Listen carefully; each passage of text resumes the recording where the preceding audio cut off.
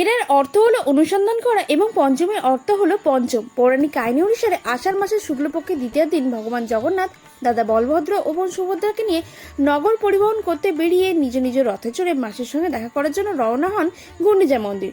ভগবান জগন্নাথ দেবী লক্ষ্মীকে প্রতিশ্রুতি দিয়েছিলেন যে তিনি মাসির সঙ্গে দেখা করেই পরদিন ফিরে আসবেন, কিন্তু রথযাত্রার 4 দিন পেরিয়ে যাওয়ার পরও জগন্নাথ দেব শ্রীমন্দির ফেরেন না। তাই দেবী লক্ষ্মী কিছুটা রাগে এবং অভিমানে পঞ্চম দিন পালকিতে চড়ে গুন্ডিচা মন্দির পৌঁছান, কিন্তু সেখানে দেবী লক্ষ্মী মন্দিরের প্রধান দরজা বন্ধ দেখে এবং জগন্নাথ দেবের দর্শন না পেয়ে খানিকটা অপমানিত হয়ে তার সেবকদের বলেন জগন্নাথ দেবের রথ নন্দীঘোষ ভেঙে ফেলতে।